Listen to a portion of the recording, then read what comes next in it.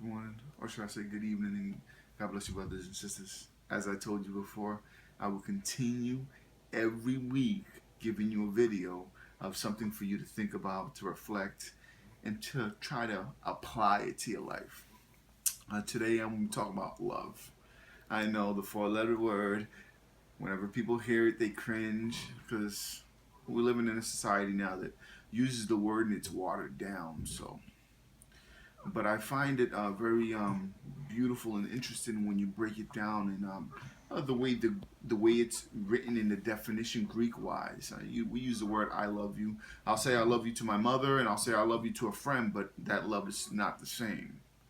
But unfortunately, we've kind of like mixed it up and made it seem like it is the same. And I just wanted to talk about that. First of all, I wanted to just mention the different forms of love in general when it comes to Greek definition. One of them is storge, and this is natural love, the kind of love that a mother has for a son, a wife to a husband. So that's that kind of love. And the next one is eros, which is the passionate love, sex, stuff of that nature. And then there's another one called phileo, which is Philadelphia love, like the state Philadelphia, or brotherly love, as they would call it. But that's relating to the love that you have in your heart, pleasures and stuff of that nature. And the last one, which is the most important one, which is agape love, which is the one that we don't really demonstrate that much in general. And it's a godly love. It's not something that we can contribute ourselves. God is the one who gives it to us to contribute.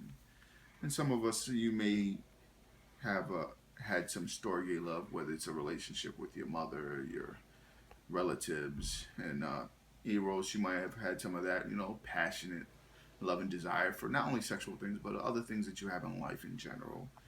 And Philadelphia or filial love is as well heartfelt love for someone who does something for you, and you befriend them and they become someone special in your life, and stuff of that nature. And as time moves on in life, you learn to kind of like balance these things out and have a little bit of each of them. But I challenge you to try to figure out or get in a situation where you could understand what agape love is. And it's an unconditional love that's naturally given by God, and it's not something that you can get from anyone. It cannot be sold to you.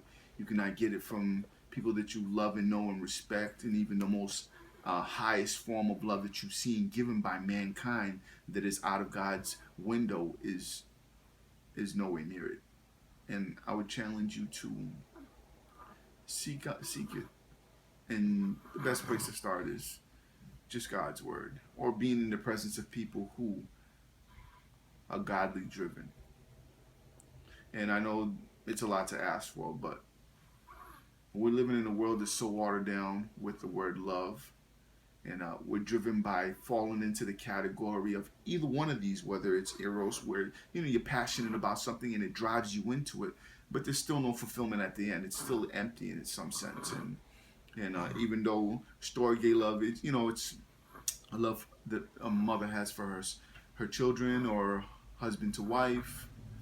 Those things fill and complete you, but there's agape love fulfills you in a way that humans could never, animals could never, any of those natures. And I challenge you to exercise that if you know what it is, if you've experienced it, and if you haven't, I challenge you to just read the Bible. Just read it for what it's worth, and just experience God's love, because His love is beyond what you could comprehend in your mind, and He's definitely one who keeps His word, and His love is never watered down.